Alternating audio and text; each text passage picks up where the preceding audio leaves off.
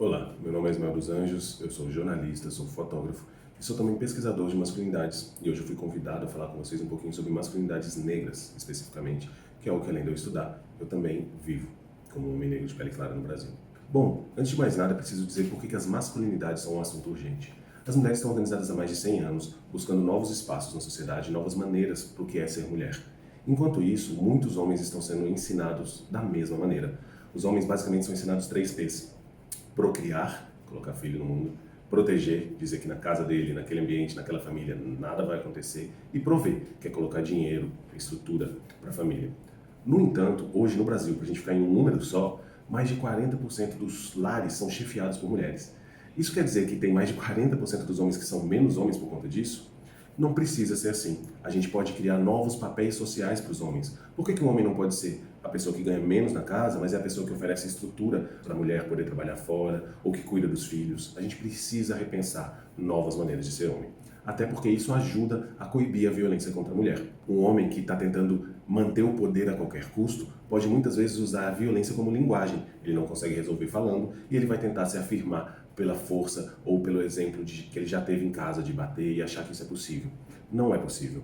E é preciso aprender a lidar com o que está aqui dentro para a gente conseguir resolver as coisas de outra maneira. Nesse sentido, dando um passo atrás também na conversa sobre masculinidades, eu gosto de trazer uma frase. Vocês provavelmente já ouviram falar que os homens são um gênero no poder, né? Tá. Os homens são 85% do Congresso Nacional no Brasil, são mais de 80% dos CEOs. Então sim, os homens estão no poder. Mas que homens são esses? Eu gosto de falar da masculinidade como um gênero de extremos.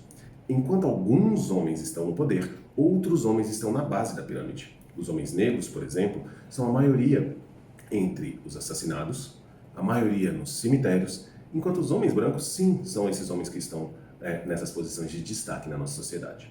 Para ficar em alguns números, só para vocês terem uma noção, a cada 100 pessoas assassinadas no Brasil, 75 são negras. Dentro disso, a cada 23 minutos, um homem jovem negro é assassinado no nosso país. 96,3% da população carcerária é composta por homens. Desses, mais de 60% são negros. Para dar um salto também para a questão de educação, os meninos negros são os que mais abandonam as escolas. Só 6% dos homens negros no Brasil têm ensino superior. Eu sou um desses. Mesmo aí, mora um problema. Um homem negro com ensino superior como eu ganha, em média, 29% menos do que um homem branco com a mesma formação para executar a mesma função. Ou seja, não dá para falar de homem como se fosse tudo igual.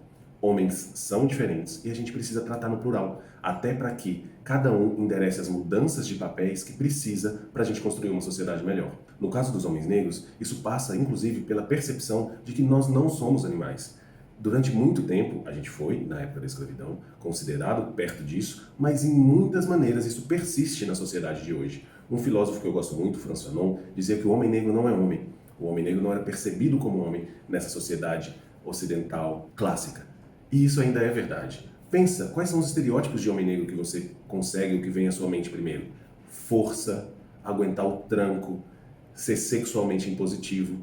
Tudo isso é muito mais próximo do animalesco do que das coisas que nos fazem diferentes como seres humanos. Capacidade de raciocínio, nossa capacidade de aprender. E a gente precisa mudar isso.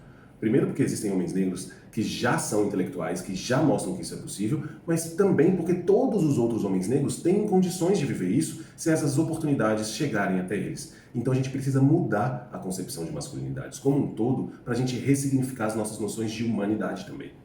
Nesse sentido, durante o Silêncio dos Homens, um documentário que eu coordenei, ficou bastante explícito. 85% dos homens dizem que foram ensinados a terem sucesso como principal medidor do que é ser homem. Você acha que 85% dos homens vai ser bem-sucedido? Não, né? No entanto, homens negros no Brasil, já que o topo não é reservado a eles, morrem, matam, tentando chegar nesse lugar. A gente precisa repensar isso. Não tem lugar no pódio para todo mundo. Então a noção de sucesso também precisa mudar. Sucesso não precisa ser o CEO da empresa. Você pode ser bem-sucedido sendo um cara respeitado, admirado pelos colegas, sendo muito querido na sua família. Existem várias maneiras, mas os homens precisam encarar que mudanças são não só necessárias como bem-vindas. A gente vive um sistema de fechamento emocional em que a única resposta aceitável é raiva. Se a gente está triste, se alguém nos deixou com medo, se a gente ficou frustrado, tá tudo bem colocar isso para fora na forma de raiva.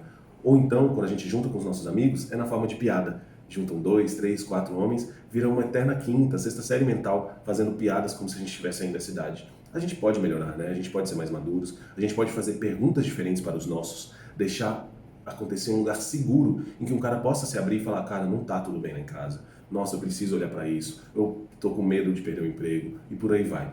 Isso começa com boas perguntas. Então, se você vai levar algo desse vídeo, faça boas perguntas para seus amigos, perguntas que você ainda não faz, pergunte como está a família, ainda mais nessa quarentena, ver se a relação dele com a companheira está tudo bem, se não, com os filhos. Isso ajuda a ter espaço seguro, amparo, para que a pessoa entenda que ela pode sentir o que ela sente e que isso é um caminho possível.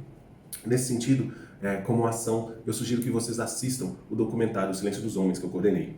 A gente, além do documentário que está gratuito, disponível no YouTube, feito pelo Papo de Homem, a gente também entrevistou 47 mil pessoas no Brasil sobre as construções das masculinidades. Então, se a gente quer pensar em uma outra pirâmide, construir de outra maneira, até porque a gente não tem acesso ao topo nessa pirâmide que a gente está vivendo hoje, esse é um bom caminho, uma fagulha para a gente conversar, ter uma base comum de dados, de conversas, de sonhos e pensar em masculinidades diferentes, em masculinidades mais saudáveis, mais possíveis, que sejam antimachistas e antirracistas. Até mais!